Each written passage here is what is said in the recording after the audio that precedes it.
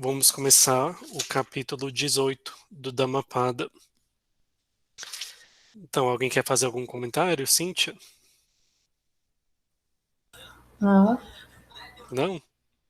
Então, eu marquei aqui algumas passagens que eu achei interessantes, né, na página 84, verso 243, que ele fala: a ignorância, porém, é a maior de todas as máculas. Destruída sereis puros, ó discípulos. Então, eu achei bacana, né, essa questão da ignorância. A professora Lúcia Helena, ela fala que a única coisa que a gente tem que que a gente tem que se livrar é da ignorância, que é a ignorância que leva aos maus que a gente comete.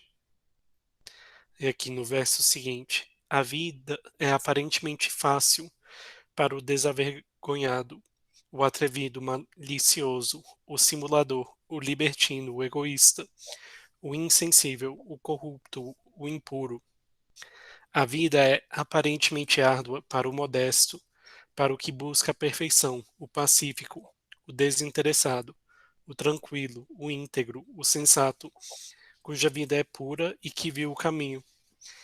E isso me lembrou, né, Cíntia, quando você colocou aquela questão que para que a gente pratica o bem? Se a pessoa que pratica o mal, ela parece que não tem nenhuma punição, né?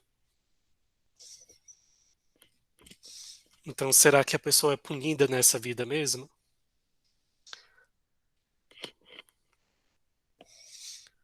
Eu vou falar já.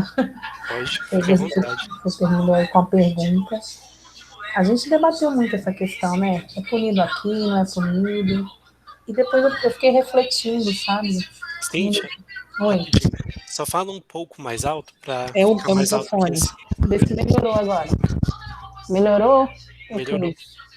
Então, eu fiquei refletindo sobre as nossas questões desse encontro. Independente se a gente paga ou não, né? Eu acho que o ideal é a gente fazer o que é certo. É o que a consciência indica. Quando ele diz assim, a vida é aparentemente árdua para o modesto. Aí a gente colocava, então aquele que roubou, aquele que. Foi um exemplo até da Virgínia, né? Então Uhum. foi lá e passei a perna lá na colega. Aparentemente ganhou, aparentemente teve aquela vitória. Vai pagar ou não vai pagar? Independente, eu acho que a gente tem que buscar o que a consciência indica como caminho certo. Porque até o verso, quando ele fala, é aparentemente árdua. Então, o que é aparente não é o que realmente é. Aparenta. E nem tudo que aparece, né? Nem tudo que reluz é ouro. Eu não sei se ficou claro aí meu ponto de vista, Uhum. mas independente do que se vai pagar, se não vai pagar, se é nessa vida, se é em outra, pode partir do princípio que já fazendo o que deve ser feito já é um bom começo. Sim, para mim essa questão da consciência é muito importante. Que assim, eu não sei se outras pessoas têm ou não consciência que os atos delas machucam os outros ou não. Por exemplo, um político corrupto. Às vezes parece que o cara não tem consciência, né? Assim, eu não sei o que passa na cabeça dele, só que eu sei o que passa na minha. Então, quando é a minha vez de agir, eu ajo conforme a minha consciência. Eu acho que o mais importante para mim é ficar com a consciência limpa. Então, continuando aqui, no verso 248, ele fala: sabei, pois, funesto é não saber dominar-se. Agir de modo a evitar a cobiça e as paixões, que não são difíceis de controlar, e que vos expõem a interminável sofrimento. Aí aqui é aquela questão, né, que eu falei do budismo mais tradicional, que ele associa todo o sofrimento à dor, à cobiça, ao desejo. Eu achei interessante essa passagem.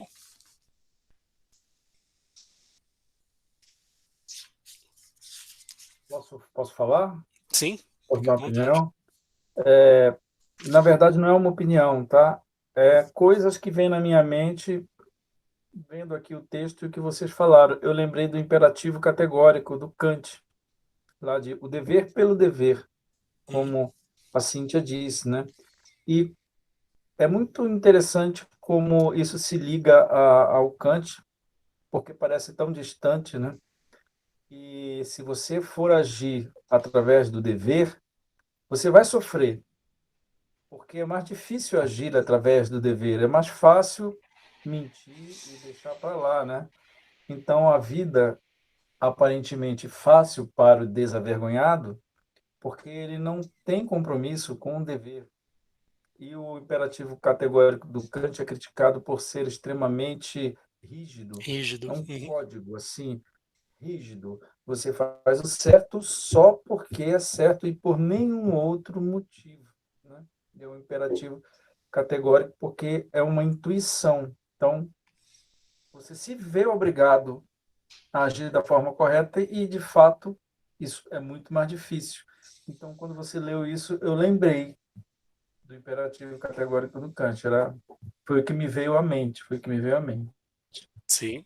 O imperativo categórico de Kant, pessoalmente, eu acho muito rígido mesmo. Porque, por exemplo, a questão da É mentira. muito é formal, né?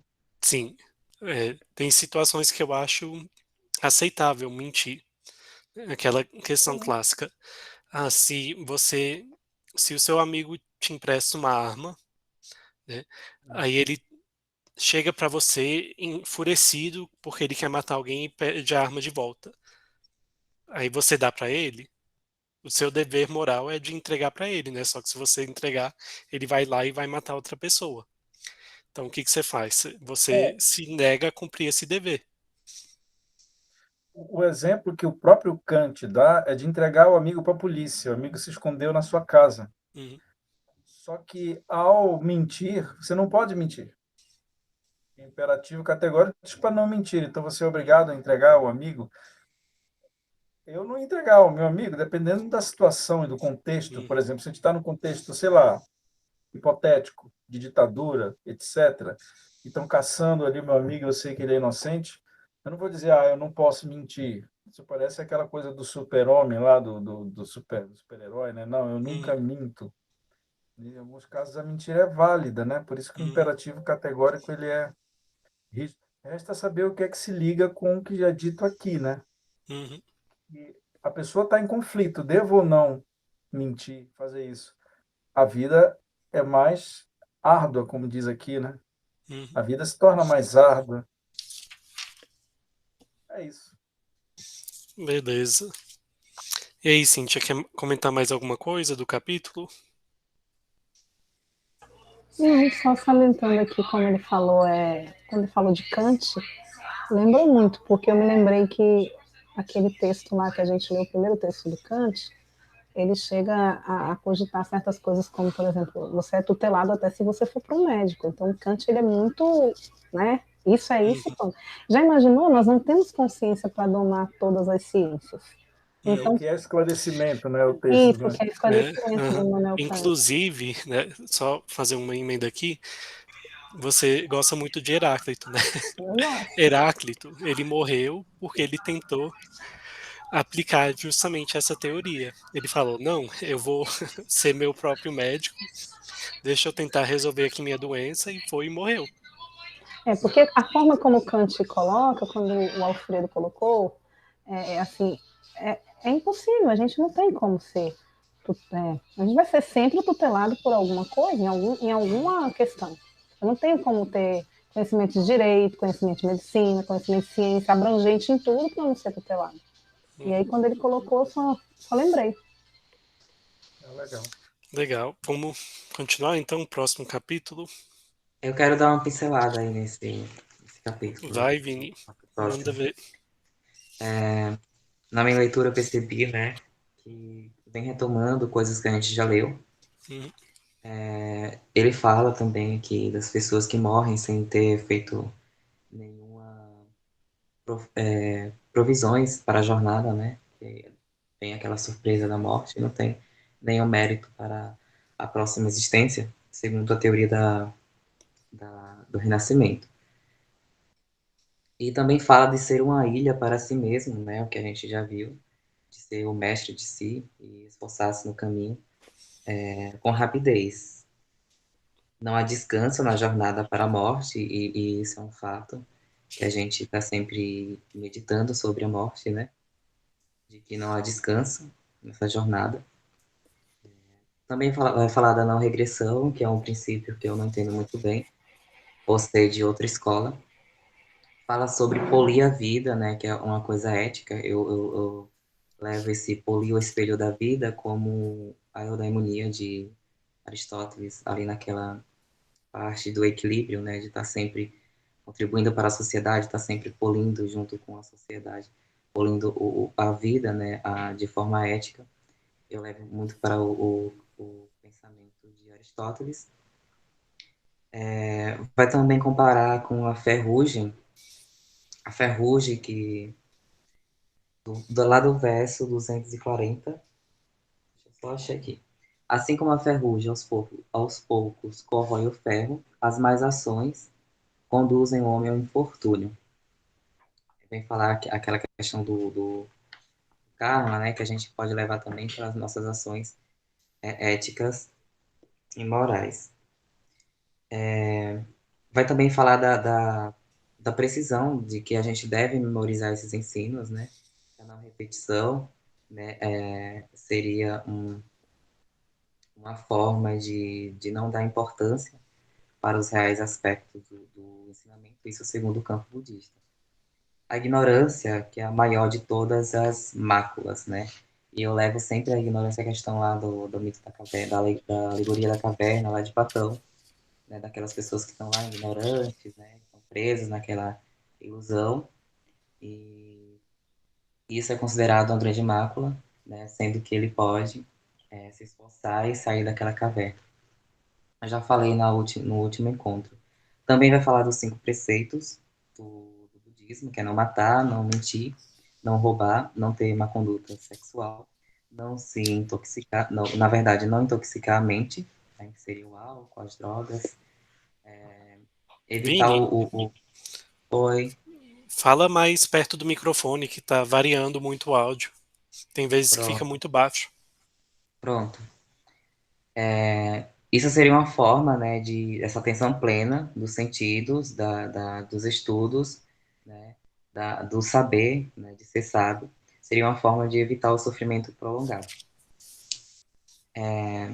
Também o verso 249 vai falar de não ocupar a mente com ciúmes e invejas, destruir a raiz desses sentimentos, a gente devemos destruir a raiz desses sentimentos de ciúme e de inveja. Também vai falar dos defeitos, né, que a gente tem o costume de olhar os defeitos dos outros, não olhamos para os nossos, e isso também é um impedimento para a nossa vida, para a nossa evolução. Bom, e por último, ele termina o capítulo, né, falando sobre a outra margem, né, que o objetivo é sair de uma margem e atravessar o mar dos sofrimentos para a outra margem, que seria da iluminação. Era só isso que eu queria falar mesmo, desse capítulo. Excelente. Agora o 19. Alguém quer fazer alguma colocação? No meu livro aqui, os que eu marquei os primeiros 4 textos, né, que ele fala. Não é justo aquele que julga às pressas ou usa da violência. O sábio serenamente considera o que é certo e o que é errado. Então aqui a gente já vê o sábio usando, né, do raciocínio, não só aquela uma reação ao que acontece com ele, né? Ele já está pensando aqui. Ele não julga às pressas, não usa da violência, que é o que as pessoas comuns fazem. Então já considera o que é certo e errado. Só hoje eu mandei um texto do Nietzsche para a Cíntia, que é justamente o contrário disso que a gente está falando aqui, né? Que ele fala que como é que ele fala? Que as pessoas que são fracas espiritualmente, religiosas, usam a religião para julgar aqueles, né, que não têm religião e fazem disso uma forma de, como se fosse subjugar as pessoas. Eu achei engraçado, porque eu estou aqui lendo, né, falando do certo e errado, e mais cedo eu estava lendo Nietzsche, que critica isso, até certo ponto, né. Aí, continuando aqui. Quem julga outrem não pela violência, mas com serenidade, conhecimento de causa e esclarecido pela doutrina, é guardião da verdade. Este sim merece o nome de justo. E aqui também, só voltando, né, atrás nesse texto, também tem uma diferença, né, entre, por exemplo, um padre ou um pastor que usam da religião para perseguir as outras pessoas ou para julgar as outras pessoas, e alguém que, ao invés de julgar, ele pensa sobre si mesmo, sobre os próprios atos. Cíntia, você está falando? Essa questão da religião dá pano para as mangas, porque eu tô indo, é 257, não é? Sim. Quem julga o trem não pela violência, mas com serenidade, conhecimento de causa e esclarecimento pela doutrina, é guardião da verdade. Esse sim merece o nome de justo. A gente já questionou aqui várias outras vezes as questões da. Assim, como eu posso dizer? Quantas vezes a religião, ela verdadeiramente ela fecha o campo, né, da pessoa, e verdadeiramente a pessoa passa a ser tutelada por um padre, um pastor, a ponto de, por exemplo, como algumas religiões, não chegam a receber sangue, se necessário. E aí eu me lembrei, quando você falou aqui, eu sei que aqui é julgar, eu não vou me expor muito, porque aí existe religiões onde a gente faz as confissões, né? A gente vai lá no sacerdote e conta os nossos pseudos, vamos dizer assim, os nossos pecados, aquelas, vamos dizer, situações em que nós sabemos que fomos moralmente errados e aquilo é chamado como um pecado. E aquela pessoa que está te ouvindo, ele vai te, entre aspas, julgar, ou te absorve ou não. Normalmente a igreja sempre absorve. Você vai lá, você vai receber a absorção, desde que não esteja fazendo fora lá de algumas regras que são mínimas. Né? Você matou alguém, você chega para um padre e confessa, você vai ser absolvido, mas a sua penitência vai ser ir lá na delegacia, contar o crime e assumir. De uma certa forma, é uma certa moralidade, é um certo conduto, tá orientando a pessoa. Mas a gente também vê muita questão de líderes religiosos que fazem o contrário. E aí eu não vou determinar, né, a igreja, nem porque não é o foco, mas é que muitas vezes também essa questão do julgamento, o Euclides até falou, o senso comum julga logo. A característica humana é julgar mesmo. Quando a gente vê até um noticiário, independente do que seja, a gente já vai logo dando opinião, já vai julgando, até de repente depois a gente para e pensa um pouco e diz, talvez não seja assim, talvez não seja bem por esse lado. Acho que faz parte do ser humano essa questão do julgamento. Agora, para quem quer ser sábio, talvez faça parte sair desse julgamento do senso comum, elevar-se, saber que precisa ouvir, que é preciso aí, como ele diz, a serenidade, né? Então era só isso que eu queria colocar. Essa questão da serenidade eu acho muito bonita, né? Ela percorre nesse capítulo inteiro. Ele volta aqui no 258, né, e fala sobre a serenidade. É um estado de espírito a que eu aspiro, né? Às vezes a gente sabe que não dá para ser sereno em todas as situações. Às vezes a gente fica descontrolado, né? Mas a gente ser capaz de controlar a si mesmo, até eu estava lendo sobre o Fedro, né? Mais cedo, um texto sobre o Fedro, não o Fedro. Aí o autor fala justamente dessa questão, que o projeto de Platão e de Sócrates, um dos projetos é justamente o homem examinar a si mesmo para ser capaz de controlar a si mesmo, para não ser um pseudo-animal, um semi-animal, né? Que a gente tem raciocínio, tem várias coisas acima do reino animal, mas quando estamos no momento de raiva, a gente age como animais, né? Então, essa questão do autocontrole, eu acho bem bacana. É uma coisa a que eu aspiro. Ser capaz de controlar a si mesmo em qualquer situação. Essa serenidade. Inclusive, é uma coisa que eu admiro muito nos budistas. Eu não conheço todas as escolas budistas, mas, por exemplo, a escola tibetana, com a qual eu tive mais contato, eu acho muito bacana. Por exemplo, eles foram invadidos pela China e eles mantiveram fiéis à crença deles da não violência. Então, eles foram invadidos, né? A China tomou o país deles e eles não foram lá, não começaram uma guerra. Eles aceitaram pacificamente. Até o Dalai Lama ele fugiu, né? Hoje vive exilado.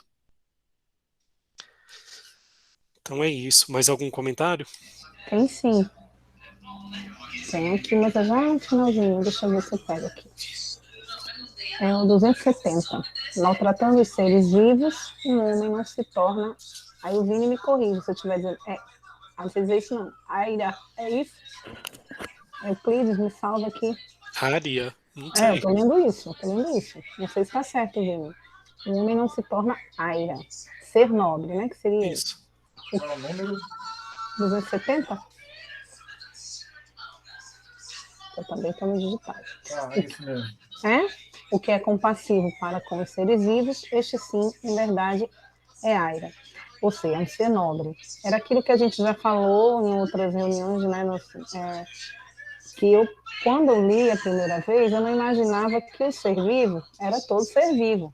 E aí o Vini veio e colocou, né? Que realmente são todos os seres, e que a gente, principalmente a gente aqui que tem a visão muito ocidental, que está lendo um livro feito da Mapada, eu tenho minha primeira visão budista, a gente não tem essa menção de que é tudo que tem vida, né? E isso me chama muito a atenção, vocês sabem disso. Então, era só para destacar aqui esse verso. Vocês já viram aquela série The Good Place na Netflix? Eu recomendo, é uma série muito bacana. É uma série sobre filosofia, só que é uma comédia. É, são 4 pessoas que elas morrem e elas vão pro pós-vida. Só que é muito engraçada a série, né? Agora, essa questão de maltratar todos os seres vivos, eu acho que algumas pessoas levam ao extremo, né? Eu não sei onde, só que tem um grupo de monges que eles usam máscaras, igual que a gente está usando, né, na pandemia. Eles usam máscaras a vida inteira, para eles não inalarem e sem querer matar um inseto. Assim, para mim isso é um extremo, né?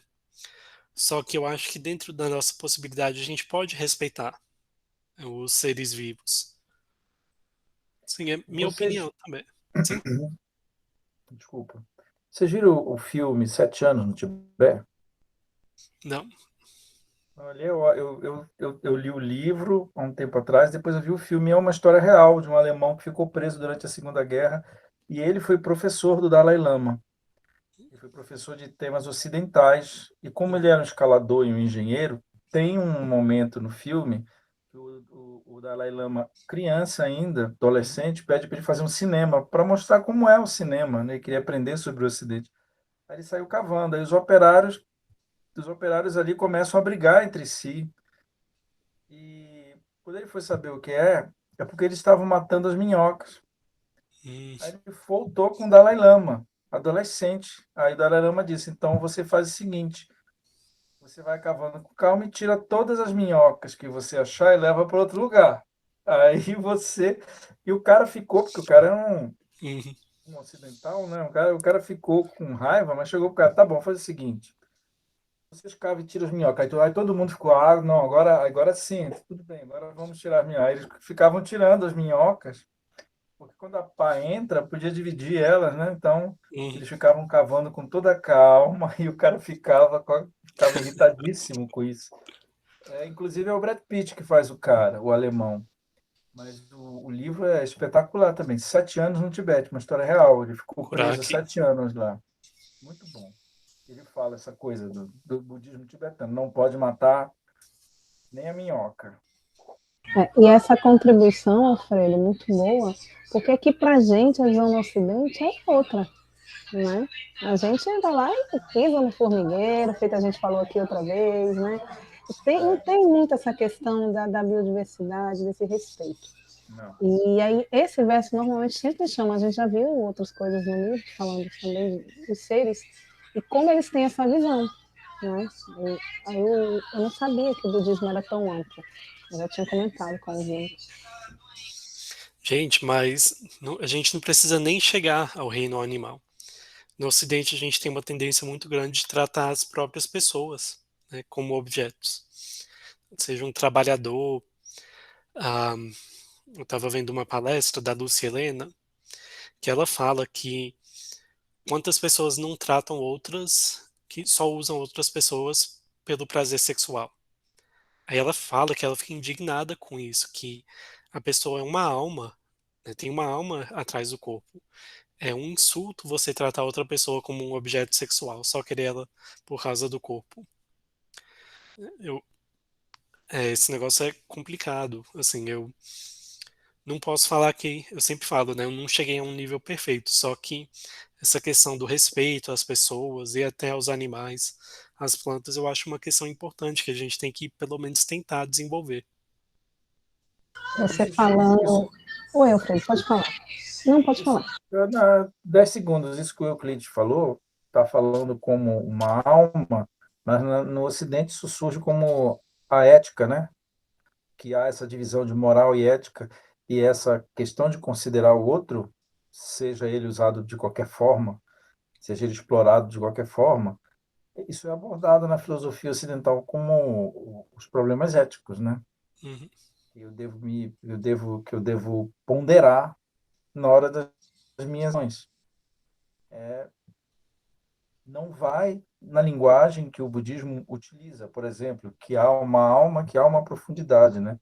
Porque afinal a filosofia moderna meio que se separou desse discurso, que é tão bonito, simbólico, né? Mas permaneceu com essa linguagem nova, que é a ética. Aquela pessoa é um ser, né? Alguém a ser uhum. levado em consideração. E dentro desse campo eu devo tentar me resolver, religioso ou não, através da ética. É isso que eu tinha para falar. Eu ia só questionar vocês, mas eu acho que o Alfredo já colaborou com a questão que eu ia propor. Eu ia perguntar, o que vocês acham que faltam, né, para que a gente chegasse a esse nível? O Alfredo já colocou a moral e a ética. Acho que a resposta seria essa, aqui no nosso campo. Eu estou lendo, Alfredo, um livro bem bacana sobre o estoicismo. É esse daqui. Só que ainda não tem tradução para o português. Uhum. O que eu acho bacana é que eu estava falando, né? O estoicismo ele foi meio que sequestrado por essa cultura, né? Do da autoajuda, do autoaperfeiçoamento, né? Que eles usam o estoicismo muito nessa questão. Ah, você pode fazer o que você quiser, você pode ser o melhor atleta, o melhor agente financeiro, o melhor trabalhador em qualquer área. Só que na origem, o estoicismo não era para isso, era mais essa questão de viver em harmonia, né? Até eles falavam que a gente tem que viver conforme a natureza. Eu li esses dias um capítulo que ele fala justamente disso, que o imperador Marco Aurélio, ele insistia muito em tratar o que ele fazia, como que eu explico bem sucintamente, que eles meio que desenhavam círculos, né? Então aqui você tem um círculo mais íntimo, que seria você, depois sua família, depois sua comunidade, depois todas as pessoas. E o que eles faziam? Eles tentavam pegar cada círculo e trazer para um círculo mais próximo. Então, em vez de considerar a humanidade como uma coisa abstrata, eles consideravam a comunidade deles. E a comunidade eles consideravam como a família. E a família eles consideravam como parte deles mesmos. E eu achei isso bem bacana, né? Que isso não chega a um extremismo do budismo, que você vai tratar toda pessoa, todo ser como a coisa mais valiosa do mundo, né? Você não vai matar minhocas, não vai inalar insetos. Só que você vai pegar alguém que está num nível distante e trazer mais próximo para você, né? Sem chegar a um extremismo. Eu achei isso bem bacana do estoicismo, né? E também do próprio Marco Aurélio, que ele, por exemplo, ele não evitava guerras, ele lutava em guerras, mas ele passou boa parte da vida dele no campo de batalha. Ele conta uma história que as tribos germânicas viviam se rebelando contra o Império Romano. Em vez de ir lá e matar todo mundo, ele sempre dava outra chance. Aí teve uma tribo que era uma das maiores tribos que sempre traíam ele, que traíram ele 2, 3 vezes. E chegou um momento que ele ficou de saco cheio. Falou, não, vou exterminar essa tribo. Aí ele juntou um exército enorme, chegou lá, aí eles viram que iam perder e decidiram conversar com Marco Aurélio. E ele deu outra chance para eles, né? Porque em vez de considerar alguém num círculo longe, ele considerou alguém num círculo mais próximo. E isso foi bom porque essa tribo, se ele tivesse entrado em guerra, a tribo teria sido aniquilada, mas ele teria perdido muitos soldados. E o que aconteceu em seguida, essa tribo se juntou a ele e eles foram para outra campanha lá na Turquia e conseguiram ganhar por causa disso. Se ele tivesse entrado nessa batalha, não tivesse perdoado, ele teria perdido soldados e não teria condições de ter ganhado a guerra na Turquia. Mas como ele se aliou a essa tribo, deu outra chance a eles, né? Ele conseguiu vencer essa outra guerra que estava começando na Turquia. Eu achei interessante essa questão dos círculos dos estoicos, né? Trazer as pessoas a um nível mais próximo. O Marco Aurélio foi considerado um rei bastante sábio, né? Uhum, Praticamente um dos representantes do estoicismo, né? Mas é curioso que ele tenha sido um imperador envolvido em guerras, né? E o estoicismo parece que isso mostra como dá para você flexibilizar. Por exemplo, você não é budista porque você age de tal forma. Eu digo, uhum, não, eu considero algumas coisas e uso certas coisas para me guiar. Ah, você não é estoico, porque o estoico é assim. uhum, Então, ninguém pode dizer como você é, né? Se você uhum, sente intuitivamente uma atração por aquela filosofia, você, na medida do possível, faz. Eu acho que o Marco Aurélio fez isso. Ele, na medida do possível, uhum, ele era estoico, né? Mas não tem como o imperador ser como o Zenão, né? uhum, Que é o Zenão. O Zenão, não tinha um império para cuidar, né? uhum, Então, ele era mais estoico. O Zenão era mais estoico? Era, mas isso não tira o mérito do Marco Aurélio, né? É a questão de como você lidar com as filosofias, seja o budismo, o taoísmo, seja uma vertente ocidental. É isso que eu acho que ele fez. É isso. beleza. Vamos continuar então, capítulo 19 aqui. Eu Ah, quero dar uma 20, né? pincelada aqui. Pode falar, Vini. Assim, tudo que vocês falaram aí, né? Que a questão de investigar o certo e o errado antes de julgar, né? Que seria aquele preconceito que a gente tem, que seria igualado à ilusão, né, das aparências. Vini, microfone. Das aparências que nos enganam. Por isso que a gente tem que investigar o certo e o errado antes de julgar, para fugir do preconceito.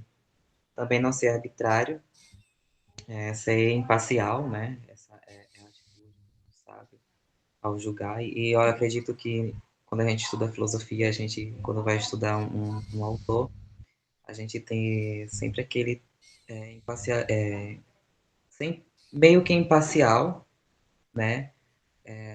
Colocar os preconceitos de lado. E só depois que a gente lê, entender o pensamento puro do autor é que a gente pode meio que tecer comentários e até críticas. Eu acredito muito nessa questão. Eu Ser sábio concordo. também ele vai falar que não é falar demais. O sábio pode ser silencioso, né? Não é a questão de uma característica do sábio. Vai também falar sobre envelhecimento, que envelhecer sem sabedoria é envelhecer em vão. Também vai falar que no verso 259, vai falar assim: não é recitando os textos que alguém é sustentáculo da doutrina, ou seja, do Dharma, mas o que, embora pouco instruído na doutrina, a realiza e a não negligencia, mas sim, este sim é um sábio, né? Aqui retoma aquele verso que a gente estudou, de que não adianta a gente recitar inúmeros versos, né? E ter uma vida sem ética, né? Uma vida imoral, que seria a vida sem atenção plena, se eu posso resumir assim.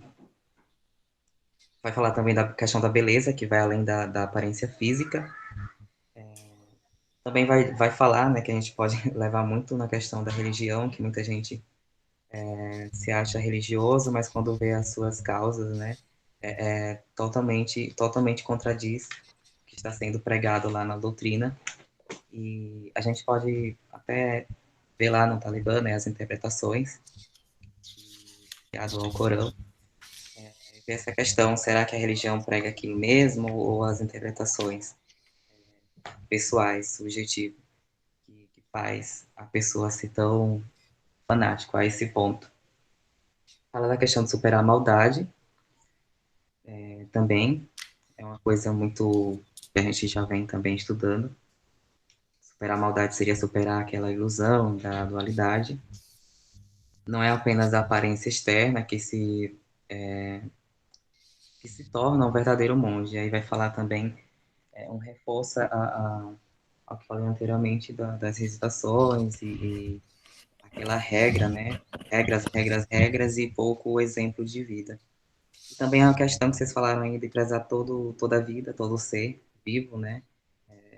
Há duas questões aqui, que seria a natureza de Buda, que abarca todos os fenômenos, todos os seres, e por isso que a gente deve prezar toda a vida, e também a questão do renascimento, né? Que, como a gente acredita, que a gente não está aqui nem para evoluir, né?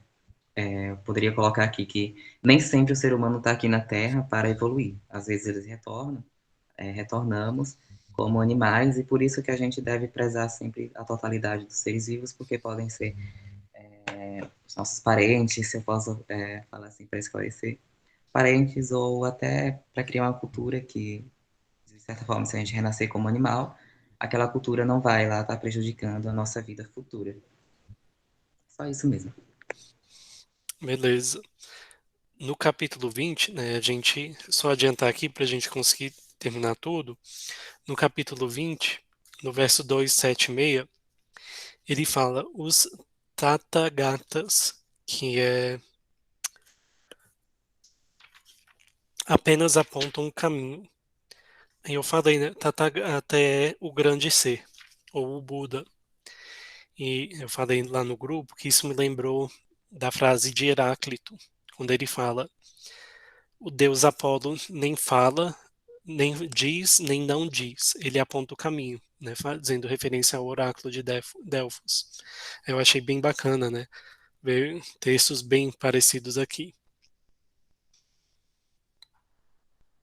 Vocês querem comentar alguma coisa? É só algo, não, é só algo que me veio à mente, que é da sabedoria taoísta, que é que é um dizer só, Hum, que é o seguinte: quando um dedo aponta para a lua, o tolo olha para o dedo e o sábio olha para a lua. Então lembrou isso que você falou, né? Se você falou, não, isso está aqui, né? Os Tathagatas apontam um caminho, os meditativos seguem um caminho. Então, apontar o caminho parece que é a postura de muito religioso hoje, né? Ah, você tem que fazer isso, isso, isso, hum, isso, isso. E poucos seguem o caminho, né? Raramente você, não, aquele cara agiu de tal forma e isso me inspirou. Não importa se ele é religioso ou não, você pode descobrir depois que a pessoa é religiosa. E o Tathagata é aquele cara que diz, você deve agir de tal forma. No entanto, ele é hipócrita, assim. falando bem abertamente, né? Porque ele fala e vira as costas, faz outra coisa, né? Me lembrou isso, a sua passagem, foi isso. Entendi. Vocês querem fazer algum comentário? Vou fazer já no finalzinho do capítulo 287. Assim como a torrente inunda e arrasta a aldeia adormecida, assim a morte arrasta o homem apegado, que se deleita na abundância dos filhos e rebanho. É, assim, pra gente, eu penso que a gente passou, acho que o livro todo, né, falando de morte, renascer, voltar, karma e tudo mais. É impossível a gente não ter esse apego, ainda que sejam os nossos parentes, os mais próximos, né? Quanto aos objetos, que aí ele vai falar filhos e rebanhos, os rebanhos eu vou colocar aqui como aquilo que a gente adquire durante toda uma vida. Hum, A gente consegue no nosso trabalho. Então, a gente pode ampliar aqui para todas as nossas conquistas materiais. É um pouco mais fácil se libertar, talvez para algumas pessoas. Você entende que tem muita gente que nem tanto. Mas, assim, particularmente, eu penso assim, talvez a coisa, o fato mais não é, né? O fato mais difícil é a gente não ser tão apegado.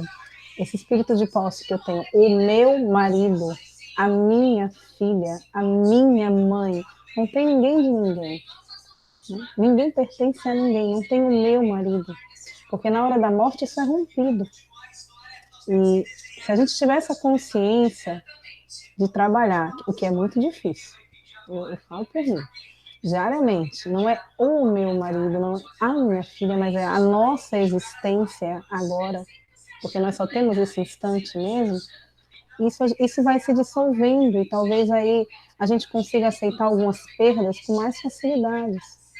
Era só tecer esse comentário. Essa parte, esse verso me chamou bastante atenção. Isso me lembra o começo do Bhagavad Gita, né? Ele é uma guerra simbólica entre o, eu acho que é Arjuna e os primos dele, né? Eles estão lutando pelo trono da cidade.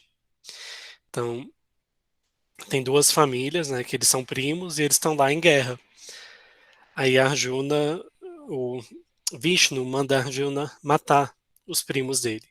Aí ele fala: ai, Deus, né, que Vishnu é a encarnação de Deus. Você quer que eu mate meus próprios primos? Eles são minhas famílias.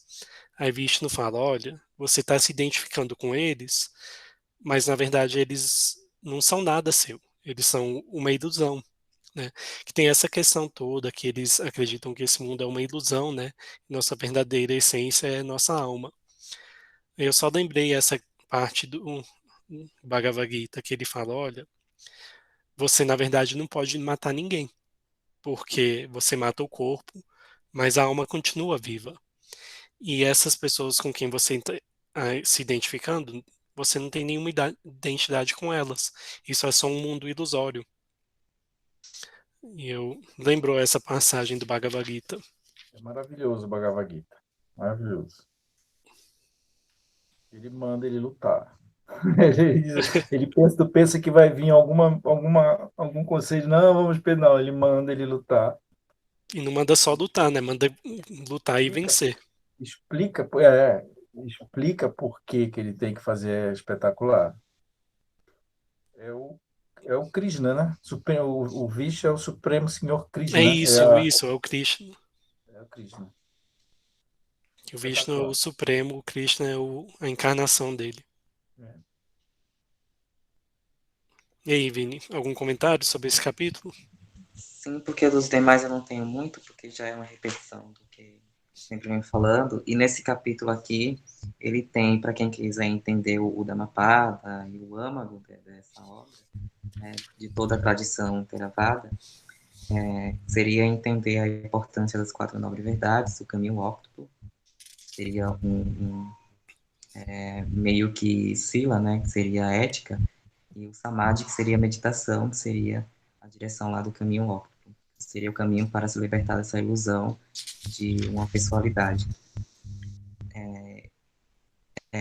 Também outras questões, né, do âmago dessa obra seria a impermanência, a Nitya, não é a cantora Anitta, mas é a Nitya, a insatisfação, que é dukkha, e a não substancialidade, não eu. Mas a gente aqui não pode confundir com o niilismo lá de Nietzsche ou de outros filósofos, que seria a nata. Essas questões são a essência do que a gente vem estudando até agora, seria o pontapé inicial das obras do budismo Theravada.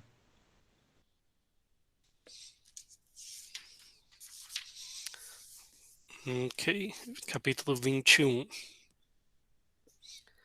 Aqui, no começo, ele fala: se ao renunciar uma pequena felicidade, alguém encontra uma felicidade maior, será sábio voltar-se à maior, renunciando à menor. Então, o mundo, né, físico, ele não, os prazeres do mundo físico não são, como que eu diria, são prazeres, né? Só que os prazeres do mundo imaterial são superiores. Não é que, por exemplo, você sair, tomar uma cerveja é uma coisa ruim. Só que você meditar sobre algum tema mais profundo é uma coisa melhor, né? Então ele faz essa sugestão de buscar a felicidade maior. Isso me lembra muito, por exemplo, o hedonismo, né? No hedonismo, eles são meio que ateus, eles falam para buscar somente a felicidade, só que a felicidade não é a felicidade a que é associada hoje. Hoje, hedonismo é sinônimo de prazeres do corpo. Só que o hedonismo da Grécia Antiga era procurar um prazer, os prazeres intelectuais. E até em Nietzsche, ele fala, tem uma passagem que ele fala que o objetivo da vida é a gente buscar a maior variedade de sensações. Eu tenho certeza que é no livro Além do Bem e do Mal, mas eu não vou conseguir saber a passagem de cabeça. Mas está lá. Ele fala que o sentido da vida é buscar a maior variedade de sensações. Então, para mim, isso não significa você sair transando com todo mundo. Para mim, isso significa você buscar um prazer superior, um prazer intelectual. Tá desligado o áudio. Tá. O Epicuro, que alguns chamam de Epícoro, eu sempre fico na dúvida, ele fala isso, que você pode buscar os prazeres, mas não aqueles que causam dores. É isso que acho legal. Ou seja, eu posso tomar um copo de cerveja, 2 copos, mas quando eu tomo 30 latas, né, eu fico dos próximos 2 dias uma pessoa assim que eu não estou sentindo prazer, eu estou sentindo dor, né? É a ressaca e tudo mais. Então é uma coisa irracional. Então o prazer deve ser buscado na medida em que ele seja prazer de verdade, ou seja, você sinta aquele prazer. Mas quando você passa certa fronteira, aquilo vira dor, né? Então há uma confusão sobre o hedonismo. A pessoa diz assim, ah, ele é um hedonista, ou seja, o cara é o Baco, é o Uhum. Dionísio, né, que é aquela coisa ali. Mas tem também a linhagem do hedonismo do Epicuro, que é, sim, buscar o prazer, os prazeres que não causam dor. Aí você vai saber filtrar o que te dá uma vida prazerosa, né? É isso que me veio à mente, tá bom? Cíntia, Vini, algum comentário? A gente já está no outro capítulo ou ainda no anterior? 21. Isso. No outro, né? No 21. Ah, sim, sim. Tem algumas anotações aqui. Vai falar que no caminho, no verso 291, no caminho da nossa felicidade, não podemos impor sofrimento aos demais. Que serve para eu repetir muita coisa. Também é falar da felicidade absoluta, que é a felicidade por existir, né? E a felicidade relativa, que eu já comentei também, que é a felicidade que depende de circunstâncias externas. E quando essas circunstâncias se tornam desfavoráveis, a pessoa cai no sofrimento, no estado de sofrimento. Seria o inferno, fome, animalidade, seria aqueles caminhos todos que eu também já falei. Também da atenção plena, da não violência, né? É uma questão muito importante, bem, da não violência. Eu lembro sempre de Mahatma Gandhi, né? Vini, fala mais perto do microfone. Vocês ouviram bem? Mais Sim, baixo, né? mas Tá bom. isso, de Tá bom. vez É em que eu quando tá esqueço que baixo. eu tô no celular hoje. Entendi, tranquilo. O cultivo da mente também, ele vai reforçar toda essa questão da atenção plena dos sentidos também, da transitoriedade da vida, que todas as coisas são transitórias, e apegar-se a essas coisas transitórias seria o próprio sofrimento. Beleza. Vamos continuar aqui, o 22. Então, nos próximos eu vou falar só o que, assim, chamou mais atenção por causa do horário, né? Aqui no 22, eu gostei do 314, que ele fala: melhor é evitar a má ação, pois uma vez praticada torna-se um tormento. A boa ação jamais atormenta. Então tem essa questão que a gente sempre fala, né, da consciência. Então, voltando ao que a gente falou no começo, independentemente do que seja a outra pessoa pensa ou a outra pessoa faz, se a gente estiver bem com nossa própria consciência, a gente fez o certo.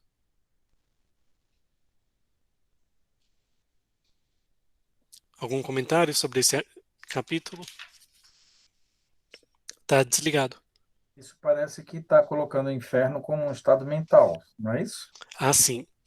Eu Né? até relacionei esse capítulo com o Sartre, né? Que ele fala isso. Inferno são os outros. É, Legal. Mas se a gente parasse para pensar, na verdade eu acredito muito, posso estar errado, vocês me corrijam. O inferno é verdadeiramente esse estado mental, essa distância do bem, essa ausência do que é bom. Do meu ponto de vista, posso estar errada, né? E sempre, como diz, né, o inferno está sempre nos outros, né? O outro é o meu inferno. Porque, na verdade, eu não sou o inferno de ninguém. Eu sou boa demais, né? Eu sou excelente. Então, é sempre a partir desse estado mental, dessa consciência que se cria, ou que se afasta, dependendo, né? O que verdadeiramente a gente está buscando é que eu vejo como um inferno. Era só isso, me lembrou. sim. Tem muito a ver com o que a questão do sofrimento e da dor, né? Que o budismo fala que a dor é involuntária, mas o sofrimento é voluntário. Por exemplo, se você se dirige para o trabalho, acha uma vaga perfeita, você está chegando na vaga e vem alguém te corta e pega a vaga. Isso é uma dor. É uma situação chata. Agora você precisa sofrer o dia inteiro por causa disso? Uai, você acha outra vaga, né? Em 5 minutos você já anda para o trabalho. Agora você vai sofrer que 12 horas porque alguém tomou a vaga que você queria? Não precisa. Mas a gente tem a tendência a fazer isso. A gente pega uma situação ruim, né, a dor, e fica repassando na nossa mente e acaba criando uma situação infernal. E às vezes é um acontecimento por acaso, às vezes é uma ação que a gente não pode nem controlar, uma ação de outra pessoa. A gente não consegue controlar outra pessoa. Mas se alguém quer chegar e te dar um tapa na cara, você consegue controlar a pessoa? Não consegue. Mas você precisa passar o dia inteiro. Não que você precisa ser um trouxa, né? Ficar lá esperando a pessoa te bater.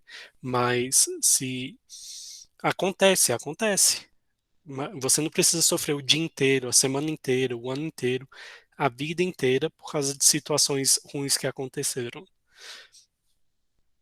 Eu já comentei aqui outras vezes que o nosso cérebro ele não sabe que é passado, que é futuro, ele está aqui.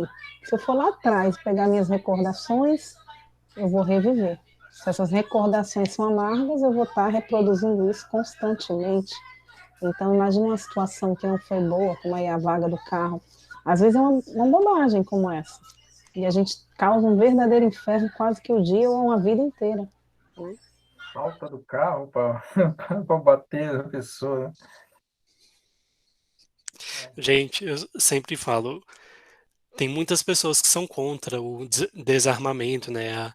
A lei que proíbe o porte de arma. Eu falo que para mim é uma coisa boa, que agora eu tô sem carro, né? Que eu não uso mesmo, tô trabalhando à distância, tô estudando para concurso, mas quando eu tinha um carro, eu ficava eu virava outra pessoa.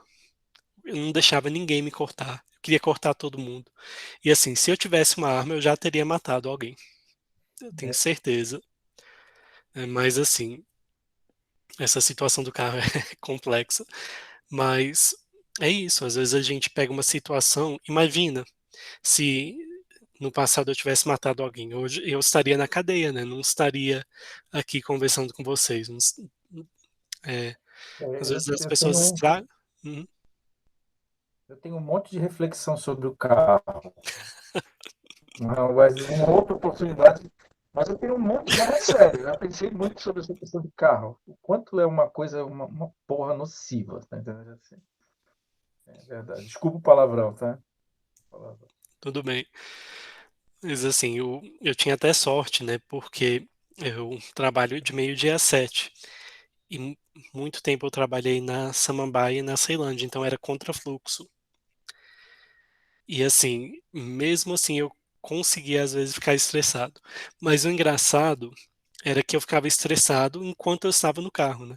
Eu saía do carro e já não tava nem aí, não lembrava nem que tinha carro às vezes. Mas enfim, voltando aqui. E aí, 22. Vini, alguma reflexão? Só umazinha só. A questão do inferno nessa obra, né? Do pensador dessa obra. Ele já começa a obra, né, no capítulo 1, verso 1, e todas as coisas são precedidas pela mente, guiadas pela mente e criadas pela mente. Tudo o que somos hoje é resultado do que pensamos. E na nota do rodapé, vai dizer, ele vai falar uma frase de Milton, diz assim: a mente pode transformar o inferno em céu, ou o céu em inferno. Isso resume muita coisa desse pensamento que a gente acabou de estudar hoje. Beleza. Lembra o Caibalion, né, Euclides? Dessa frase. Esse primeiro verso lembra muito Caibalion sobre o universo ser mental, né? Uhum. O todo, na verdade, não é o universo a palavra, é o todo, O né? todo O que ele todo fala é. mental. Uhum. Mas seria o universo, né? Não, na verdade, eu acho que é o universo mesmo, porque o todo abarca, além do universo, ele abarca o Ele tá bem aqui, imanifesto. ó. Vê aí então. Então, já estão mudando de livro já. Aqui. Vini, a propósito, você falou mais cedo, né, sobre os pré-socráticos e o pensamento oriental. Eu não acho que tem uma relação de subordinação, mas eu acho que tem assim uma conexão. E o Kybalion, para mim, é onde tem essa conexão, né? Que o que junta, o que conecta o Oriente e o Ocidente da antiguidade é justamente o Egito. O Egito era a terra mais poderosa, e onde tinha mais sábios, e onde tinha a mais variedade de sábios, de pessoas. Então é bem provável, se você quiser fazer essa pesquisa que você falou, você olhar para o Egito, porque é bem provável que tivesse contato entre os pré-socráticos e pensadores indianos e justamente no Egito. Pode falar, Alfredo. Você achou aí? Como ele diz, achei, e são os dois, na verdade. Ele diz: o todo é mente, o universo é mental. Hum, Ele usa as duas palavras. O todo é mente, o universo é mental.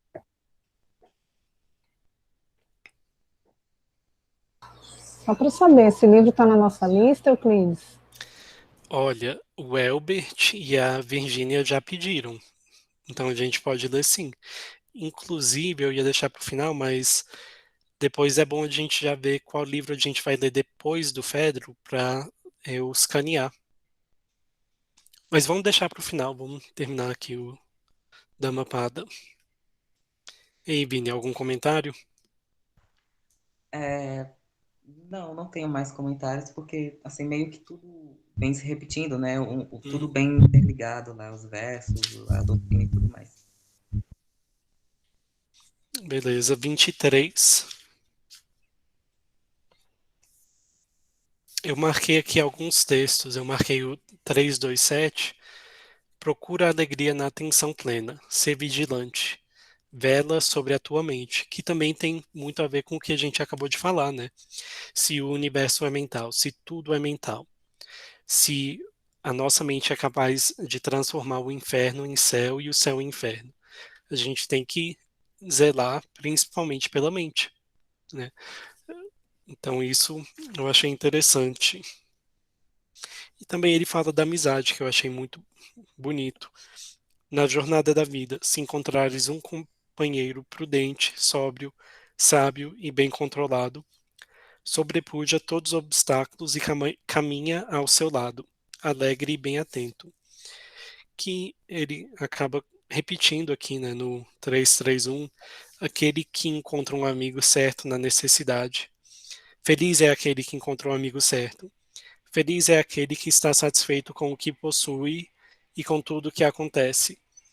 Feliz é aquele que no fim da vida tem consciência de ter agido bem. Feliz é aquele que deixou para trás todo o sofrimento. Neste mundo, felicidade é poder servir a mãe, servir ao pai, servir a um monge e servir a um santo. E tem muito essa questão da servidão, né? Se a gente olhar os grandes homens da humanidade, quem que foram? Ah, o Rockefeller, o cara tinha 400 bilhões de dólares. Tá, mas ele não fez lá essas coisas, né? Na verdade, ele explorou muita gente para chegar a ter essa quantia. Quem que, para mim, as pessoas que eu admiro é Platão, o Gandhi, por exemplo, que deram a vida inteira em favor de uma causa nobre. Eu tô lendo aqui o, a Carta Sétima de Platão, que é um dos poucos textos, se não o único, em que ele fala em primeira pessoa e ele fala da vida dele, né? E ele fala, olha, eu tinha uns 40 anos, né, ele vai contando, mas resumindo, tinha uns 40 anos, ele era da elite de Atenas, ele podia fazer o que quisesse, podia participar da cidade, da vida política da cidade, só que ele estava desiludido com a política. Então ele não precisava trabalhar, porque o pai era rico, era proprietário de terras. Então ele chegou aos 40 anos, o que que ele fazia? Ele bebia, transava com quem quisesse e filosofava. Só que ele chegou num ponto e falou: porra, né, para onde que isso vai me levar? Não vai levar a nada. Que foi aí que ele decidiu ir ensinar filosofia na Itália, né? Que foi um fracasso. Só que ele voltou e decidiu: não, agora eu vou fundar a academia, que acabou virando o protótipo de toda a educação superior. Então, se não fosse Platão chegar a um nível da vida e falar: não, eu quero ajudar as outras pessoas, eu quero servir, a gente não teria provavelmente nível universidades hoje em dia, né? Ou não nos moldes que a gente tem. E a gente não teria toda essa obra de Platão. Então, para mim, essa questão de servir é muito importante. Até por isso que eu tenho interesse na educação, né? Porque se fosse só ganhar dinheiro, eu viro advogado tributarista e não faço mais nada, não, nem dou a mínima para a educação, fico longe da sala de aula e foco aí nos processos tributários. Mas esse não é o meu interesse, né? Então, as pessoas que eu admiro são justamente essas que prezam pela servidão para ajudar toda a humanidade.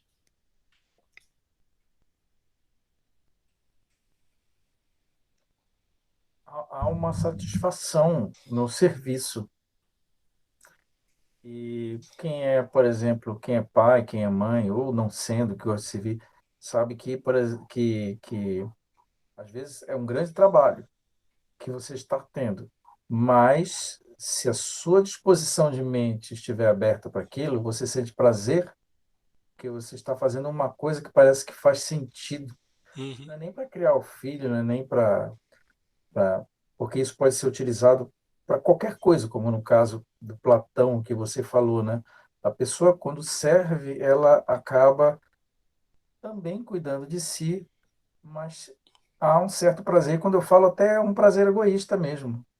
Ah, vou fazer, vou cozinhar. Isso daí te preenche de uma certa atividade e esse é o servir. que é o caso que você citou no palco dele, não estava servindo ninguém, ele estava meio que sem ter o que fazer, né? Mas quando você começa a servir, você meio que tenta se aperfeiçoar. É uma coisa interessante, né? É uma coisa interessante. Só para concluir, uma vez eu encontrei, desculpa, né? Eu encontrei um cara que criava falcões e ele dizia que dava um enorme trabalho, que ele disse para a mulher dele, olha, eu sou falcoeiro e eu vivo de apresentação. Ele faz apresentação, as pessoas pagam. Eu paguei por uma apresentação dele. E ele diz que, na verdade, ele gostava era de cuidar dos falcões.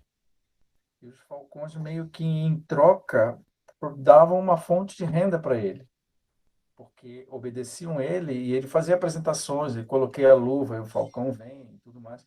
Então aquilo para mim mexeu com a minha cabeça, porque ele na verdade não estou pegando nenhum outro ser humano, ele estava sentindo prazer em cuidar do falcão. Se o falcão estava dando dinheiro para ele, parecia que não, Que é não era. secundário, né?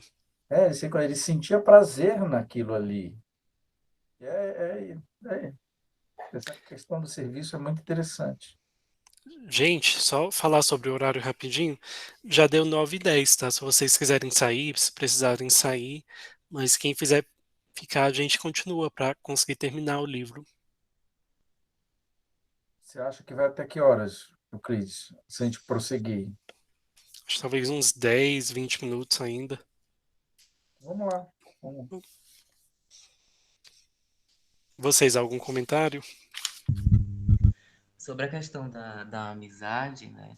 Eu entendi basicamente isso, né? Que antes só do que mal acompanhado. É uma coisa que a gente já conhece, né? E foi isso que eu entendi a questão da amizade.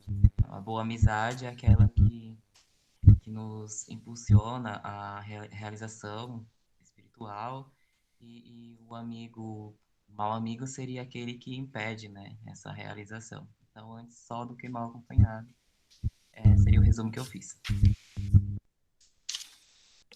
Beleza.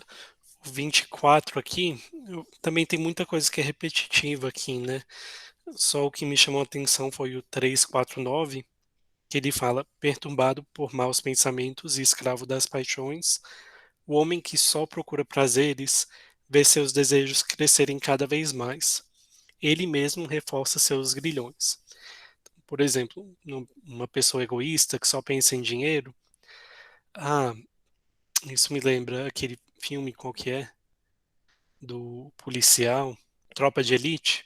Né? No começo você comete uma corrupção, né? O policial comete uma corrupção por uma causa boa, para ajudar a família.